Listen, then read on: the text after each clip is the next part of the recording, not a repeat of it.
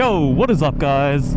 I recently received this comment on one of my videos, and the answer to your question is yes. Yes, I can make a video on how to beat the fear of going fast on a motorcycle, and I will do so while commuting through Melbourne on this dreary day. It's been a while since I've taken this thing out. It's a little tight, but I have time because I was paying attention to the lights ahead. What's the trick? What's the secret to overcoming your fear and anxiety in regards to getting up to speed on a motorcycle?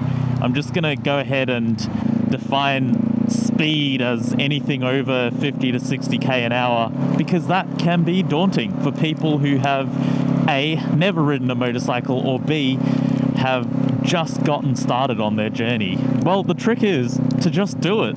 That's it. It genuinely does not get any more complicated than that. Getting up to speed, you know, we're talking up to the speed limit on those roads with 80 to 100k speed limits. They're kind of just experiences that once you've obtained them, they make sense. And the fear, the anxiety, the novelty, it wears off pretty quick after you've done it one or two times. It's quite different to honing your roadcraft, for example, or maximizing the efficiency of your panic brake. Those things take hundreds of hours, and you know, you can never stop practicing them. But getting up to speed on a public road and just maintaining the speed limit, it's something you do just a couple of times, and you'll figure out quite quickly that there's no real secret or art to it. It is piercing down. Wowee. Haven't had one of these rides in a long time. I actually don't mind a good rain ride, if I'm going to be honest. Something so liberating about it. It's like a mini adventure before and after work. I love my Ninja. This thing is so fun. It's so fun. It's just so good for the commute.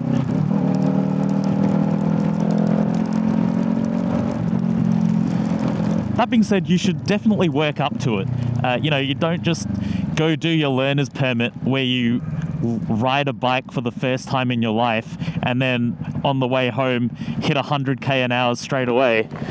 That's not a great way of reducing your anxiety, fear, or your nervousness around these speed limits. I do recommend that though. That's a fantastic learner bike.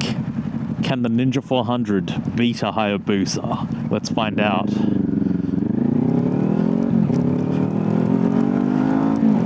Yep, confirmed. Hayabusa chopped. What can't the Ninja 400 do, man? That is a pretty bike though. For those of you who don't know, that is a Hayabusa. I believe it was at one point in time the fastest production bike in the world. Those things can hit 300k an hour like a breeze.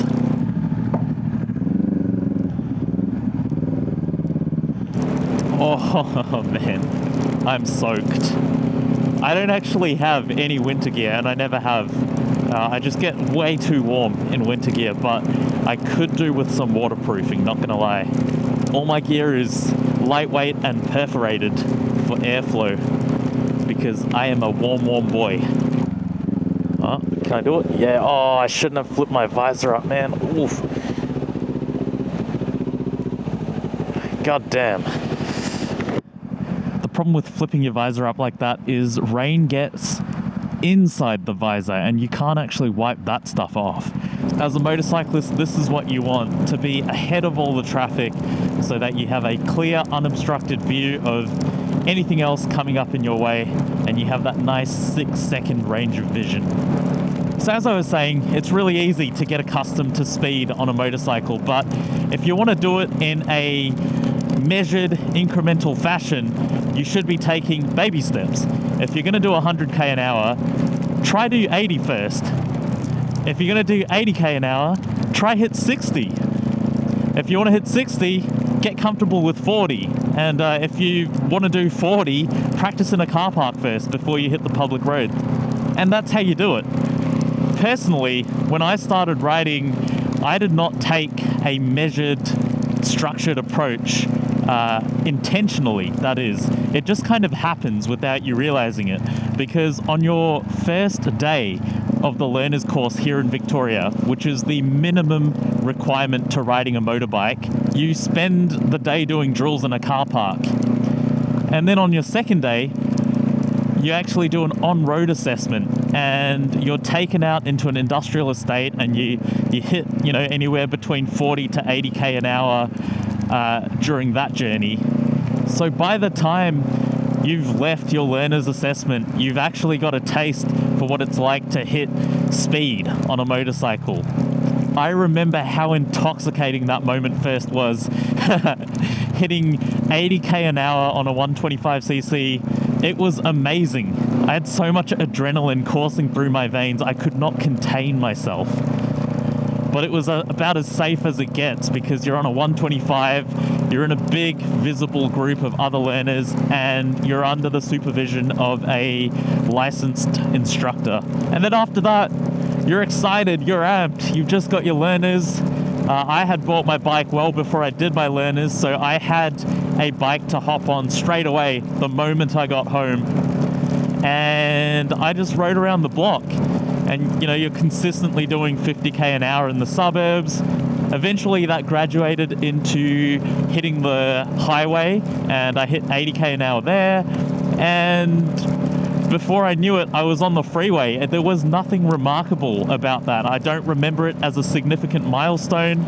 It's just kind of something you do. 100k an hour can seem daunting at first, but the freeway is actually a lot safer than this kind of urban riding. There are no intersections, there are very few sharp corners, and the lanes are really wide. So I got accustomed to that really quick, and it's just like anything, man. There are people out there who regularly hit 150, regularly hit 200, regularly hit 300. Like, to them, they become desensitized to that sensation of speed, and that's actually why many bikers and adrenaline junkies end up craving more and more and more. And it offers you a real sense of complacency once you become desensitized to that speed. I remember my first solo ride hitting 40k an hour, the adrenaline that was coursing through my body.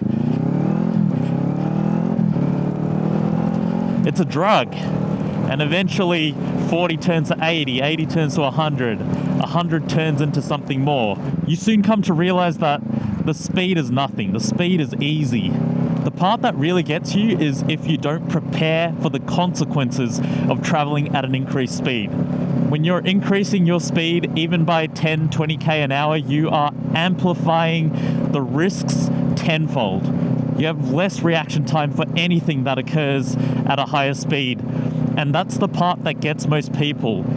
They get accustomed to a false sense of security because riding at speed is easy. But if you're not practicing your roadcraft, if you're not sharpening up your panic braking, if you're not learning how to swerve at speed, if you're not staying alert and attentive, that's the stuff that's going to bite you.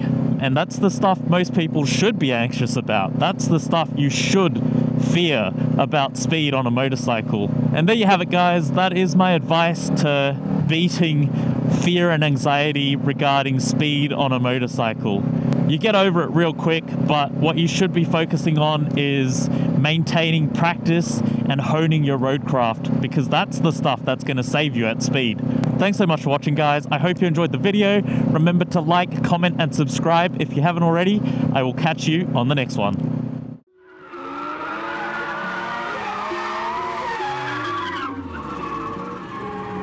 You say you got them guns, but I've never seen you bang. You say you got